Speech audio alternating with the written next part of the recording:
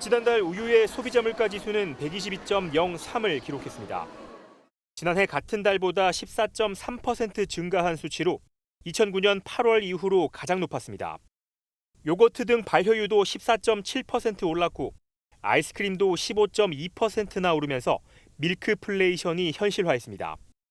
소비자뿐만 아니라 우유와 유제품 사용량이 많은 자영업자들도 직접적인 타격을 받고 있습니다. 생크림이나 버터 같은 것도 당연히 따라 오를 테니까 그쪽이 어려울 거고, 당연히 제일 많이 쓰는 품목은 이제 우유가 들어간 음료들인데 원재료 값이 오르지만 오른다고 저희가 판매가를 오를 수는 없으니까. 외식 물가도 걱정입니다.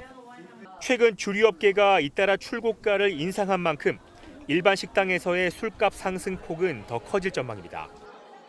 걱정입니다. 지금 인건비도 오르고 이게 지금 해서 운영하기가 지금 엄청 다 힘들다고. 이 같은 물가 오름세에 정부도 별도의 TF를 꾸려 주요 식품 물가를 집중 관리하기로 했습니다. 우유와 아이스크림을 비롯한 7가지 식품을 대상으로 담당자를 지정하고 수시로 시장 동향을 점검하는 방식입니다. 이런 물가 관리 방식은 2012년 이명박 정부의 물가 안정 책임제와 유사하다는 평가가 나옵니다.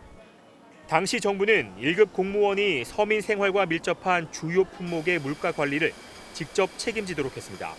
다만 정부에서 지나치게 시장에 개입해 가격 상승을 억누르면 향후 더 큰 폭으로 물가가 오르는 풍선 효과를 우려하는 시선도 적지 않습니다. 화물차 기사들은 요즘 기름을 넣을 때마다 다시 한숨이 나옵니다. 4달 전 리터당 1,300원대였던 경유 평균 가격이 계속 올라 1,700원을 넘어섰기 때문입니다. 대구까지 요새 용달에 한 15만 원 받는다고 하더라고요. 거의 남는 게 힘들어요.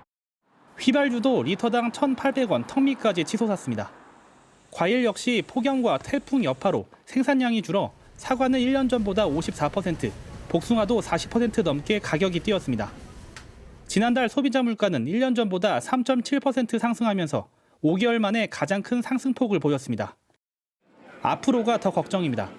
지난 1일부터 우유 등 유제품 가격이 일제히 오른 데다 수도권 지하철 기본요금도 7일부터 150원 오른 1,400원이 되기 때문입니다.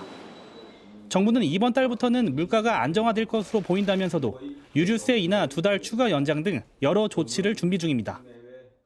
서민 물가의 조속한 안정을 위해 총력을 다하겠습니다. 하지만 4분기 전기 가스요금도 크게 오를 것으로 보여 물가 불안은 쉽게 사그라들지 않을 전망입니다. 서울 시내 한 대형마트. 소비자들이 가격을 꼼꼼히 비교하며 우유를 고릅니다. 지금도 부담스러운 우유 가격 또 오릅니다. 편의점에서 당장 내일부터 일부 제조사의 우유 가격이 오를 예정이고 대형마트도 소비자 가격을 제조업체와 조율하고 있습니다. 매주 한 1.5리터짜리 2개 정도 구매를 하고요. 아무래도 우유 소비가 좀 부담스러워서 좀 줄이거나 그러지 않을까 싶습니다. 지금도 비싸다고 생각하는데. 지난 7월 원유 가격이 오른 영향인데 우유가 들어가는 빵과 아이스크림의 가격도 오를 수밖에 없습니다. 저희는 빵을 하니까 이 빵 쪽의 타격이 훨씬 크죠. 당연히 올려야죠. 오르면은 지금 뭐 우유만이 아니니까 오르죠. 공공요금과 기름값도 불안합니다. 전기요금 인상을 놓고 고심을 거듭한 정부는 연휴가 끝나는 대로 4분기 전기료를 발표합니다. 한전의 적자가 크고 3분기에 동결됐던 만큼 이번엔 오를 거란 전망이 지배적입니다. 국민들께 이미 발표한 기존의 재무구조 개선 계획을 속도감 있게 추진하고 특단의 추가 대책도 강구하겠습니다. 지난 8월 소비자 물가 상승률이 석 달 만에 3%대를 기록했는데 이 가운데 0.7%포인트를 전기와 가스 등 공공요금이 끌어올렸습니다. 국제유가 상승의 여파로 전국 휘발유 평균 가격은 12주 연속 상승해 1,800원을 눈앞에 두고 있습니다.